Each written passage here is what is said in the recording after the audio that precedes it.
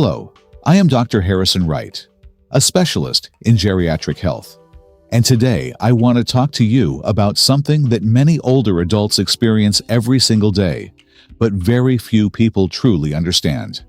That constant phlegm in the throat that never seems to go away.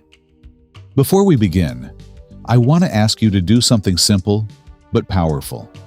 If you or someone you love has ever struggled with that sticky feeling in the throat, the constant need to clear it before speaking, or the sensation that something is always stuck there, write this phrase in the comments right now.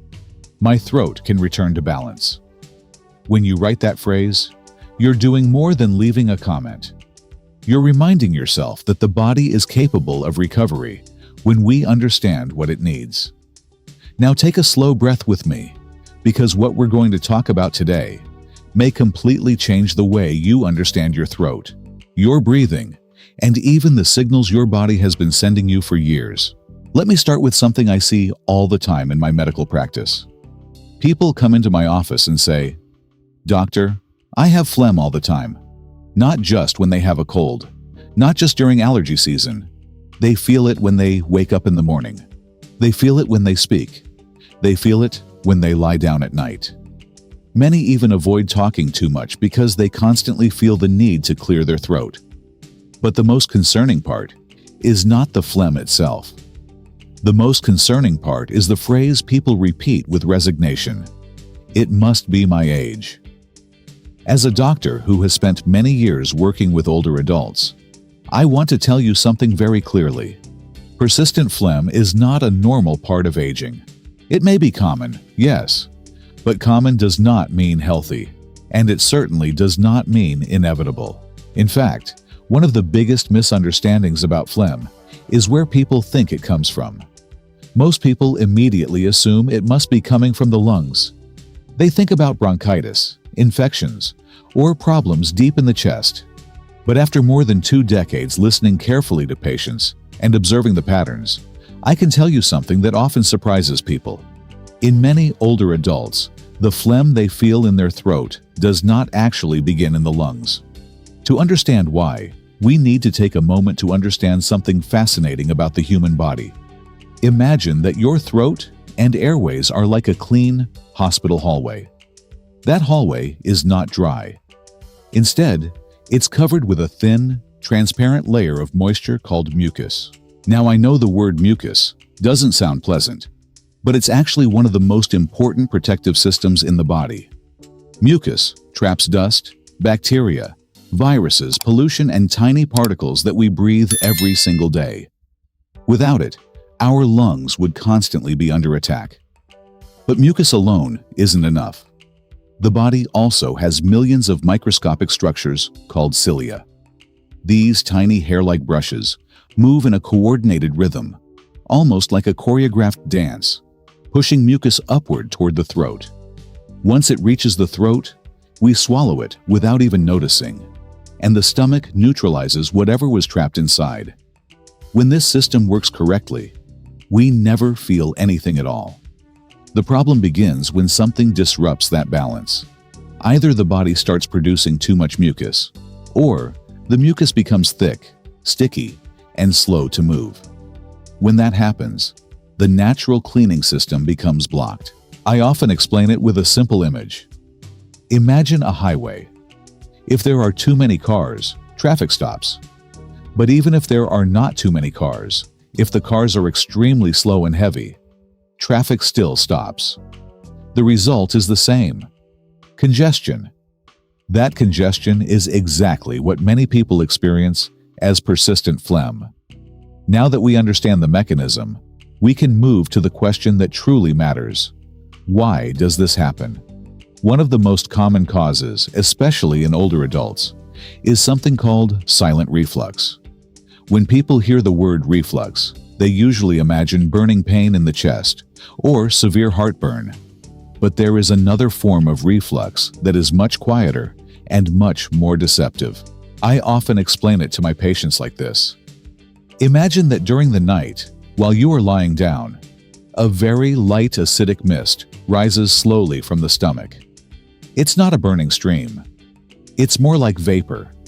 You don't necessarily feel pain, but that vapor reaches the throat, the larynx, and the vocal cords. The tissues in those areas are delicate, and when they are irritated repeatedly, the body responds by producing more mucus as protection. In other words, the phlegm is not the enemy.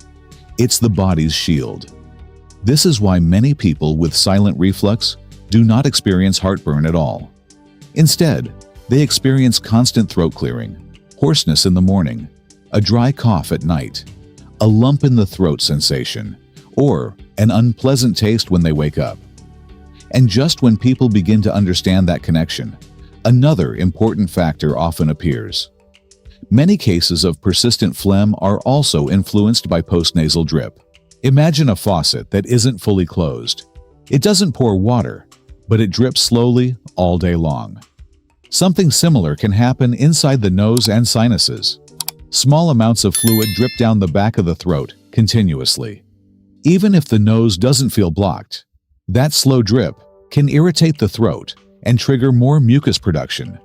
Allergies, dust, temperature changes, dry air, and even certain household products can contribute to this process. But there is another cause that is even more common and surprisingly simple: dehydration. As people age, something interesting happens. The sensation of thirst decreases.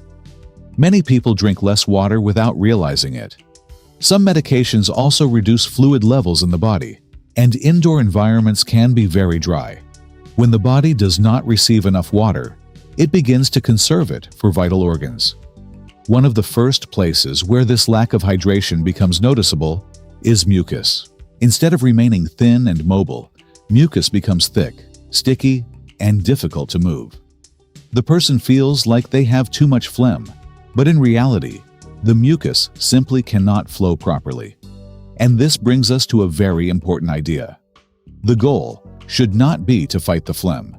The goal is to understand why the body created it in the first place.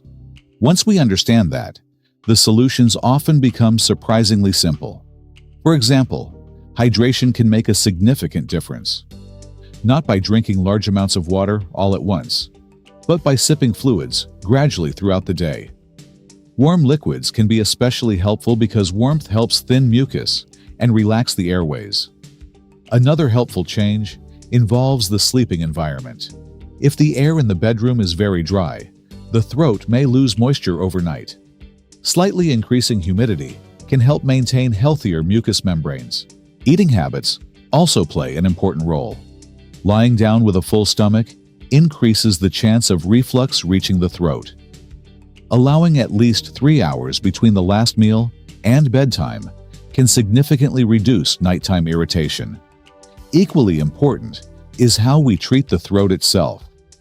Many people clear their throat forcefully again and again, but this can actually worsen irritation. A gentler approach, such as swallowing slowly or sipping warm liquid, often helps more than repeated throat clearing. And while these adjustments can help many people, it is also important to recognize when medical evaluation is necessary. If phlegm persists for weeks without improvement, if there is blood, fever, unexplained weight loss, or difficulty breathing, those are signals that should never be ignored. Listening to the body also means knowing when to seek professional care. But in many cases, once people understand the true cause of their symptoms, they feel relief even before the phlegm disappears. They stop blaming age, and they begin to support their body in the right ways. And that is something I want you to remember today. The body is not your enemy. Symptoms are messages. They are signals asking for attention, adjustment, and sometimes patience. Before we finish, I would like to invite you to participate again. If this explanation helped you understand your throat a little better, write this phrase in the comments. My throat can return to balance. When you write it, you are reminding yourself that change is possible. Sometimes, improvement begins with something very small. A little more warm water during the day, eating dinner earlier, sleeping with your upper body slightly elevated, or simply treating your throat with more kindness. The human body, even later in life, has an incredible ability to restore balance when we give it the right environment.